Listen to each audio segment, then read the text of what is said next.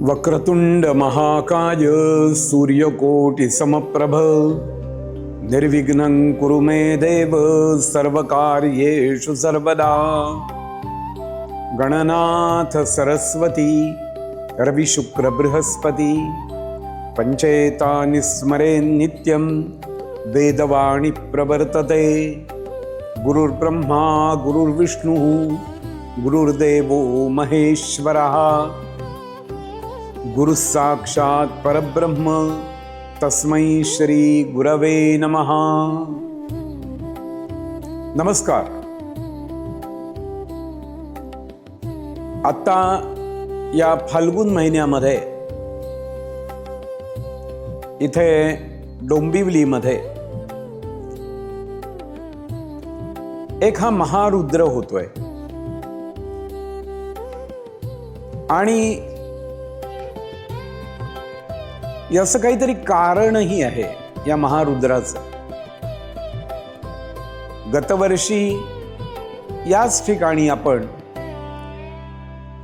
भगवती योगेश्वरीच्या प्रीत्यर्थ शतचंडी यज्ञ केला आणि यावर्षी आपण महारुद्र आजपासून म्हणजेच 26 तारखेपासून प्रारंभ करतो आहोत। 27, 28 आणि 1 27, 28 फेब्रुवारी आणि 1 मार्च असे प्रमुख 3 दिवस आहेत।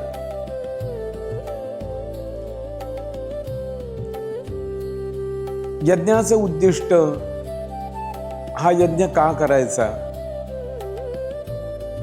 याचे परिणाम काय, या सर्व गोष्टी आहेत या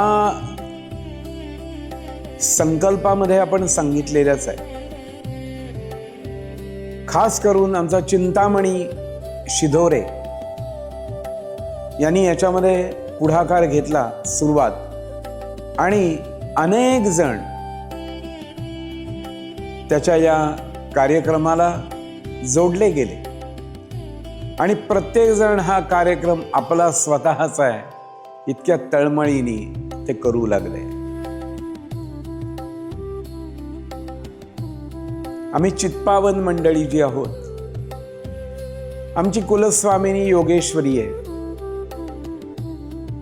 आणि बहुतेक पुष्कळ जणांचा कुलदेव व्याडेश्वर आहे, काही जणांचा वेळणेश्वर आहे, हरिहरेश्वर आहे, मान्य आहे, पण शंकरच आहे ना। नावं वेगळी वेगळी असू दे, देव एकच आहे। म्हणून आपण या ठिकाणी हे महारुद्र अनुष्ठान करायचं ठरवलं। आज या अनुष्ठानामध्ये यजमान म्हणून आमचा स्वरूप दाते आणि त्याची पत्नी, नुकतं लग्न झालंय आणि हे नवदाम्पत्य त्यांनी इच्छा व्यक्त केली की आम्ही या यज्ञाचे यजमान म्हणून बसतो। भगवंतच प्रेरणा देतात आणि त्यातूनच या गोष्टी होतात। आणि आज प्रारंभ झाला। प्रत्येक दिवशी काय काय होतं याची एक माहिती, जिज्ञासा असती माणसांना की हे जे जे काही चालू आहे खाली, प्रत्येक जण म्हणतो अहो हे काय चाललंय, हा मंडप असताना त्याच्यात आत पुन्हा दुसरा मंडप का उभा केलाय, त्याला 4 दरवाजे केलेत, त्याला चिन्ह लावलीत, निशाणं लावलीत, का केलंय, प्रश्न पडतो। प्रत्येक गोष्टीला हा का जो आहे, हा एखाद्याचा काका म्हणा तसा येऊन बसतो डोक्यावर, का अमुक एक गोष्ट का, असा प्रश्न असतो। तर आमच्या या यज्ञ प्रक्रियेमध्ये मुद्दाम सांगितलेलं आहे की कुंड मंडप, जर तुम्ही एखादा यज्ञ करणार असाल तर त्याला एक मंडप करा आणि तो 16 खांबांचा मंडप असू दे. आणि नुसता मंडप करा असं नव्हे, तर त्या मंडपाची पूजा करा. ब्रह्मकर्मामध्ये मंडप पूजा चंडेश्वरोक्ता असं सांगितलेलं आहे. चंडेश्वर म्हणून एक ऋषीच होऊन गेले आणि त्यांनी ही मंडप पूजा याची योजना केली. सुशोभन हे आपण सगळेजण करतोच. वेगवेगळ्या रांगोळ्या काढतो, वेगवेगळे लाईट लावतो, पताका लावतो, हे सगळं ठीक आहे. पण नेमकं सांगितलंय काय त्याचा विचार नको का करायला? मंडपच आहे, पण त्याला 4 दरवाजे आहेत आणि 4 दरवाज्यावर 4 तोरणं आहेत. एक तोरण अश्वत्थच आहे, एक तोरण वडाचं आहे, एक तोरण औदुंबराचं आहे, एक तोरण आंब्याचं आहे. या 4 दिशांना 4 तोरणं आहेत, पण त्याचा काहीतरी हेतू आहे, उद्देश आहे. या मंडपाला जर तुम्ही पाहिलं तर 8 दिशांना 8 कलश आहेत खाली आणि वर झेंडे आहेत, निशाणं आहेत आणि वेगवेगळ्या रंगाची आहे. म्हणजे ज्या प्रकारचा देव त्या दिशेला आहे त्या प्रकारचं त्याचं निशाण आहे, त्या प्रकारची त्याची बाकीची सगळी ही गोष्ट. थोडक्यात याच्या मागं काहीतरी उद्देश आहे. आमची संपूर्ण यज्ञ प्रक्रिया ही सायंटिफिक आहे. भाबडेपणाने केलेली गोष्ट नाहीये नुसती, त्याच्या मागं हेतू आहे. मला भगवंत जर प्राप्त करून घ्यायचा असेल तर ऋषींनी सांगितलेल्या मार्गाने गेलो तरच तो मिळेल. आणि यज्ञ जो आहे तो नुसता इथं जमलेल्या माणसांपुरता नसतो. यज्ञाचा धूर असतो ना, तो 100 योजनांपर्यंत जातो. 100 योजनाचा परीघ तिथल्या हवेत तो मिसळत असतो. इथं तुमचे डोळे सुरसुरू दे, हरकत नाही, पण एवढ्या 100 योजनाच्या परिघातला ऑक्सिजन आहे,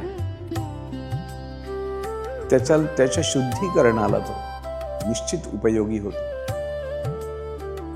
म्हणून यज्ञ करावा असं सर्व ऋषींनी सांगितलंय, एक दोघांनी नाही.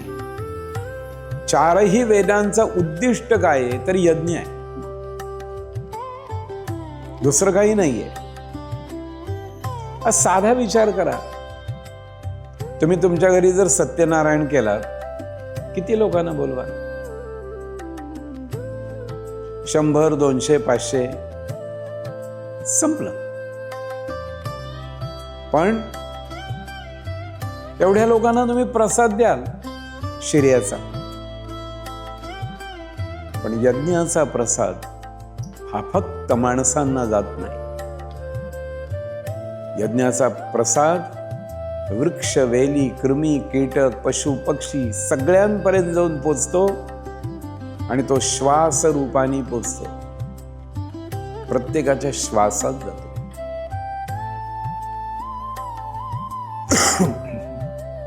म्हणजे तुमचा विश्वास असो किंवा तुमचा विश्वास नसो, यज्ञाचा प्रसाद तुमच्या नाकात जाणार.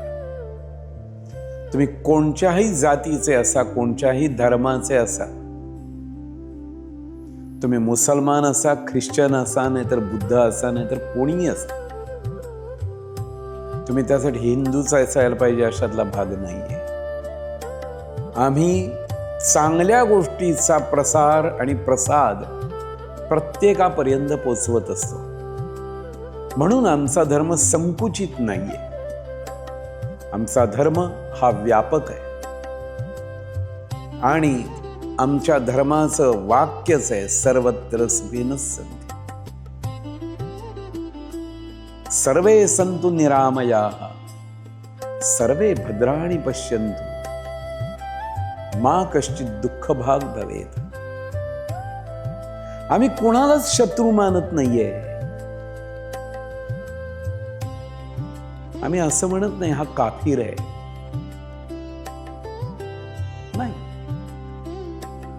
तू परमेश्वराला मान अगर न मान, तू या पृथ्वीवर आलायस ना, माणूस म्हणून आलायस, माणूस म्हणून तरी वाग माणसासारखा. देवासारखा आणि इतरांसारखा गोष्ट दूर राहिली. माणसासारखा वाग, खरं बोल, चोरी करू नको,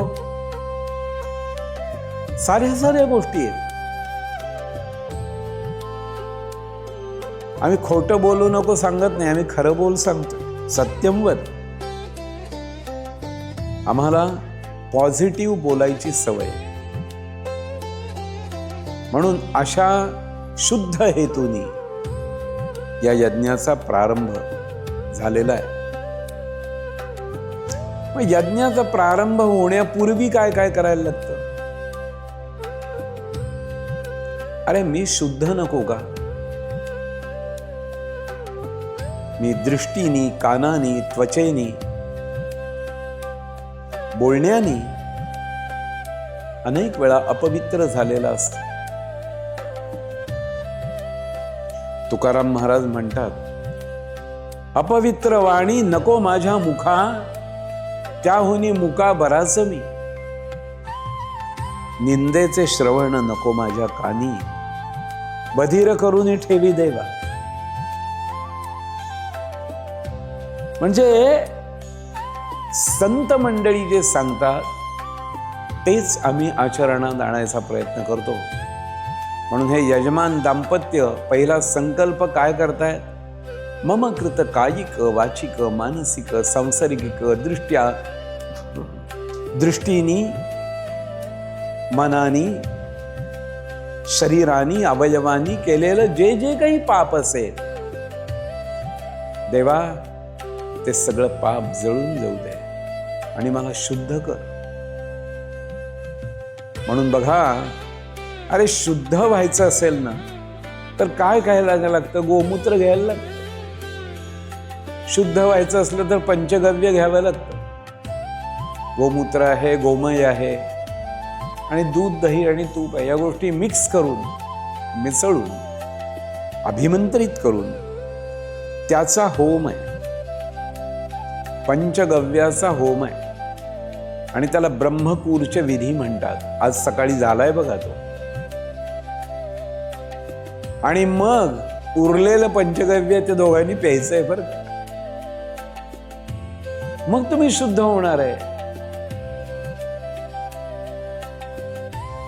आम्हाला माणसं काहीही म्हणतात, बोलणाऱ्याचं तोंड कोण धरणार? काही बडबडत. हे ब्राह्मण श्रावणीला बसतात आणि गोमूत्र पितात. यज्ञोपवीत आम्ही बदलतो त्यावेळी हे सगळे जे बसतात आणि गोमूत्र पितात आणि शेण खातात गाईचं. मी सांगतो, हो, मी अभिमानाने सांगतोय की आम्ही गोमूत्र पितो. गोमूत्र, गोमय, दूध, दही, तूप हे घातलेलं पंचगव्य आम्ही पितो आणि आम्ही शुद्ध होतो. आमचा तो भाव आहे.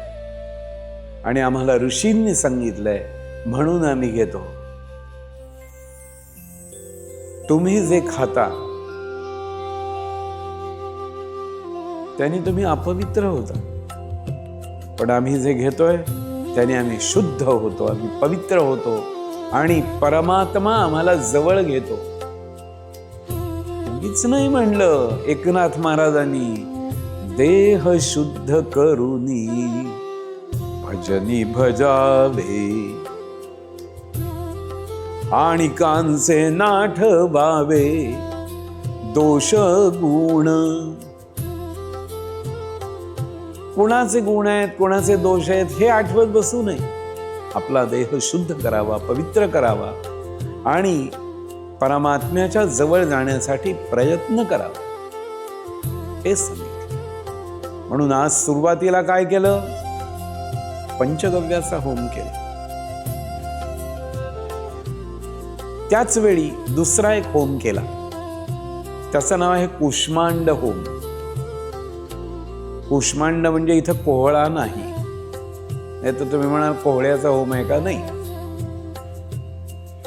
वेदामध्ये देह शुद्ध होण्यासाठी आणि इतक्या पर्यंत केलेल्या पापांची निवृत्ती होण्यासाठी म्हणून प्रायश्चित्त या स्वरूपामध्ये एक होम सांगितलाय आणि त्याचं नाव आहे कुष्मांड होम.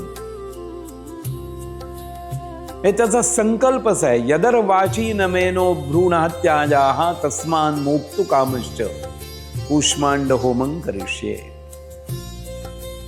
म्हणजे भ्रूण हत्येपर्यंतची सगळी पाप जळून जावी आणि मी शुद्ध व्हावं, एवढी व्यवस्था आहे त्याची.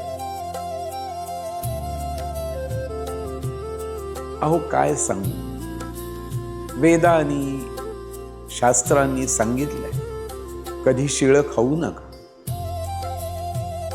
पर्युषित भोजनानि वर्जनीयानि. शिळ खाऊ नका, उष्ट खाऊ नका. पण गंमत अशी आहे, माणसं रोज शिळ खातात. रोज. तुम्ही म्हणाल कसं खाताय? चहा बरोबर बिस्किट खाता की नाही? बिस्किट काय ताजी आणलीत काय करू?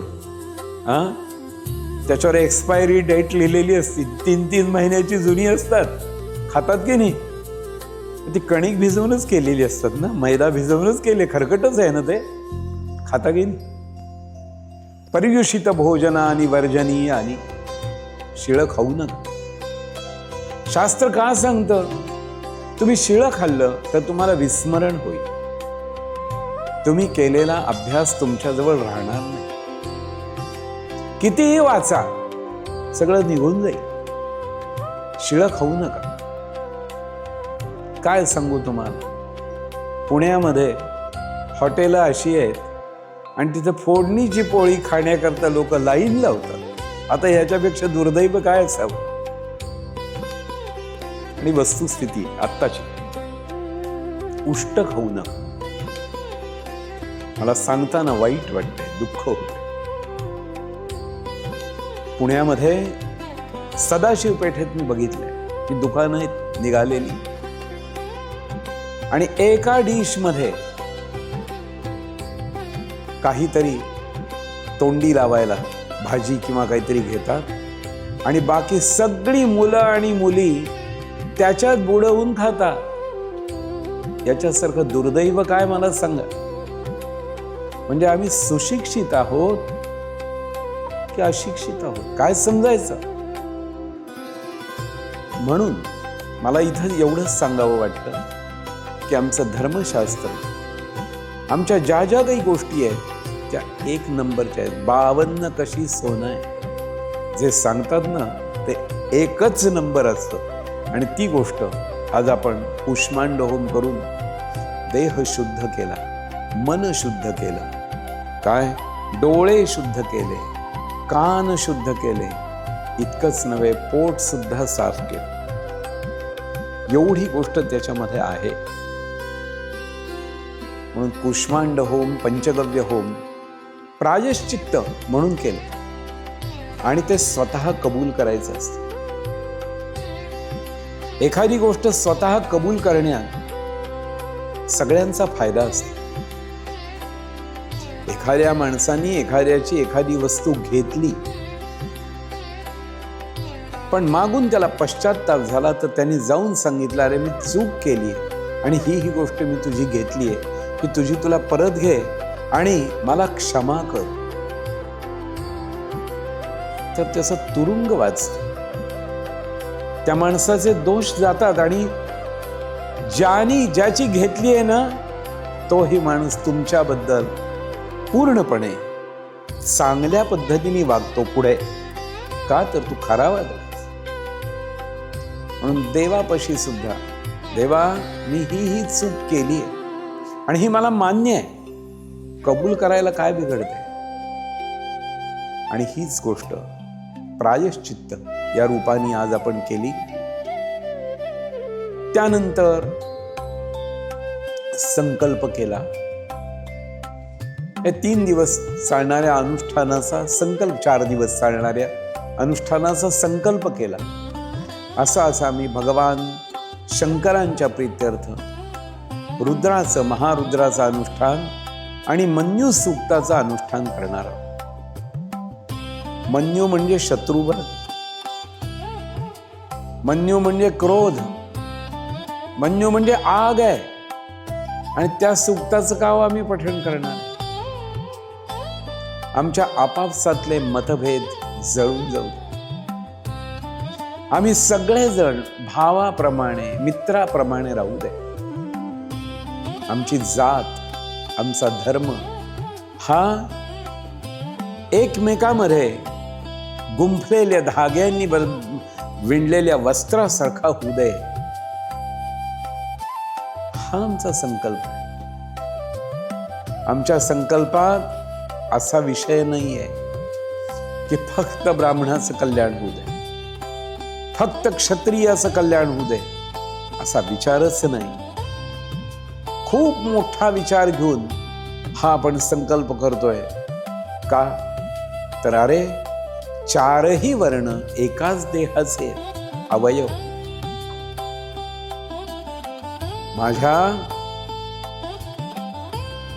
माझा जो वरचा भाग आहे,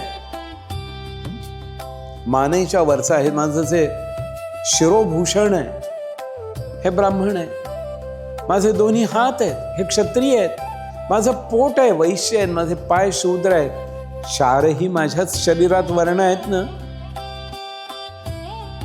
मग मी का कोणाची टिंगल करावी, का कोणाची टवाळी करावी. उलट सर्वत्र सुखीनः सन्तु. कारण पायाला काटा बोचला तर पाणी डोळ्यातून येतं आणि डोळे तळावले तर पायाला तेल लावलं तर ते बरे होतात. लक्षात ठेवा. म्हणून सर्व वर्ण ही बहुरत्ना वसुंधरा असणारी पृथ्वी आणि हिच्यावर वावरणारे सगळे जीव हे सुखी होऊ दे. आमचा हेतू हा पसायदानासारखा आहे. दुरितांचे तिमिर जाओ, विश्व स्वधर्म सूर्ये पाहो.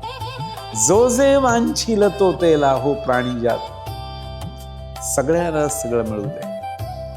हाच आमचा हेतू आहे.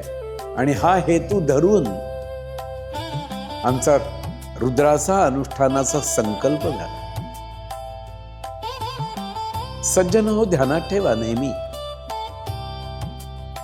आपण जर सकारात्मक दृष्टीने काही ना काही करू लागलो ना, तर जे नकाराचा डांगोरा पिटत फिरत असतात ना, त्यांना सुद्धा शहाणपण येतं. त्यांची सुद्धा घर वापसी होऊ शकते. लक्षात ठेवा. आम्हाला संघर्ष नकोच आहे. आम्हाला एकत्व हवंय. आम्हाला माणसांमध्ये भांडणं नकोच आहे. कारण कोणाचीही भांडणं झाली किंवा काही झालं तरी कोणाचा तरी नाश होणार आहे. आणि आमचा धर्म हा युधिष्ठिराच्या दृष्टीने सगळीकडे बघतो, दुर्योधनाच्या दृष्टीने पाहत नाही. युधिष्ठिराला सगळीकडे चांगलंच दिसत होतं आणि दुर्योधनाला सगळीकडे वाईटच दिसत होतं. म्हणून आम्ही जे पाहतो तेही चांगल्या दृष्टीने पाहतो, जे करतो ते उत्तम संकल्प करूनच करतो. आणि त्यापैकी आजची एक गोष्ट झालेली आहे.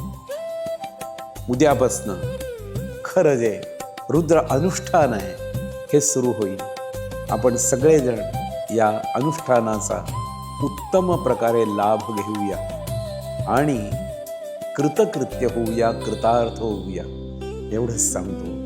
नमः पार्वती पते हर हर महादेव.